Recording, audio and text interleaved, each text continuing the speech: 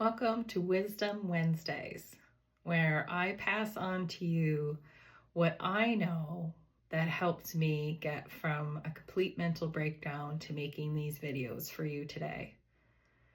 So we're working on grounding this week. We're working on getting control of ourselves.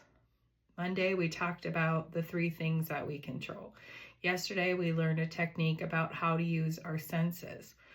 Today, we are going to take that combination and go for visual, but also listening. So today you can either look at me telling the story, or you can close your eyes and just listen to the story. Again, paying attention to where your mind is right now. Is it thinking what I was doing before the video, what I'm doing after the video, just paying attention to where you're at right now. And then at the end of the video, see where you're at. So we're going to start with a story that I made up.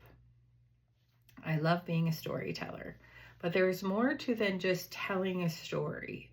This is a great grounding tool for somebody that you're feeling like you're out of control. When you're listening to somebody tell a story, give you motivation, whatever it is, it can take you from here to here. That's why it's important, if you are in a heightened state, to not watch more things visually or hear things that are also in a heightened state. You have to do the self-care in those moments, not forgetting, like last week, self-care of saying, okay, is this feeding me? Is this serving me the greater good right now? So just asking yourself that question, everything that I do, is it helping me or is it hurting me? So before we begin the story, just to let you know, my name is Jennifer Rose. I'm a spirituality coach. Right now I'm doing a 10-week Transform You program. If you find this video to be helpful for you, I recommend going back and looking at the materials that I've already given, which is my gratitude week, self-care, and of course, grounding this week. So let's begin our story. Now, if you want to just get into a nice, comfortable seat and relax. And again, you can watch me tell the story while you're listening, or you can close your eyes and just listen to the story. Both equally can help you ground. So we're in a forest, deep into a forest. So many trees and beautiful flowers and a big pond that you can see the sun reflecting off of the pond. And we hone in all the way down and we see this squirrel, this beautiful squirrel. And the squirrel's name is Buttons.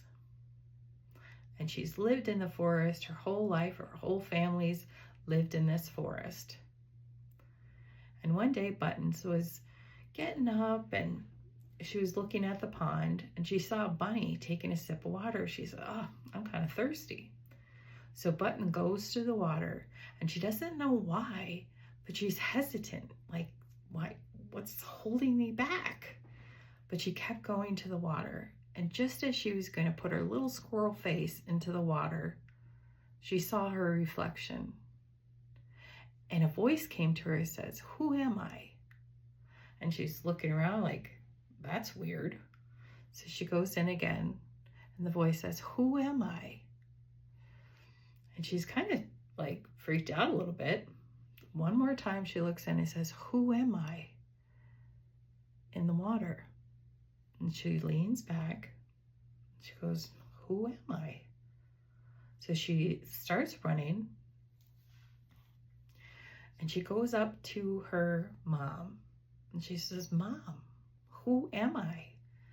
And the mom looks at her with all the love in her eyes. And she says, "You're cute as a button."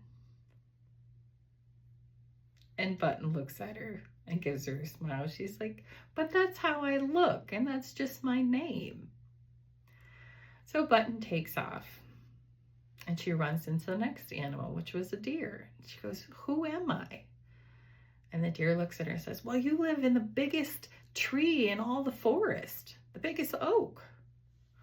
And Button goes, "But that's where I live." So she keeps hopping along. Then she runs into her friend, the toad. She goes, "Toad, who am I?" And he says, "You're brown." And Button goes, "But that's just what the color I am." So she keeps going along, and then she runs into a fellow chipmunk. And the chipmunk, she says to the chipmunk, "Well, who am I?" And the chipmunk goes, "Well, we collect a lot of nuts, so I'd say we're a nut collector." And Button goes, "But that's just what I possess." So she's going along, and she finally runs into the bunny that she saw initially taking a sip of water. And she goes, "Who am I?" And the bunny goes, "Well, you have a fluffy tail like I do." And Button goes, "But that's just what is attached to me." So the bunny takes off. So she gets to sit next to the pond again. She looks over and she gets a thought. She leans back, closes her squirrel eyes, and she sees the image of a cave. And she goes towards the cave, and as she goes towards the cave, she sees a brighter and brighter light, all in her little squirrel mind. And as she reaches the light embraces her. And she asks, she says, "Who am I?" And then it came to her. She finally asked the right being that question. She opened her eyes and she said, "I should have been asking myself the whole time." So as you can see by Button's, our story of the squirrel, how we can go from listening to this as you started this journey on this video with me to how you ended it.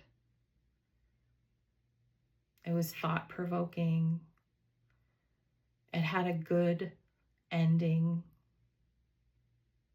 And that is what I'm saying about what you feed yourself, visually, hearing, that is what is carrying you through. So make sure that you are taking stuff in that's feeding you in the right way that you want. Because if you do want control over your life, listening to so many things that are out of control isn't necessarily serving you. Not to say that you should stay informed, but 24/7, that just makes you feel more out of control when that's all that you're visually watching. I hope this was helpful to you for my Wisdom Wednesdays. Let's not forget our gratitude cards for today. Maybe this message is for you. Enough is as good as a feast. Proverb. Enough is as good as a feast.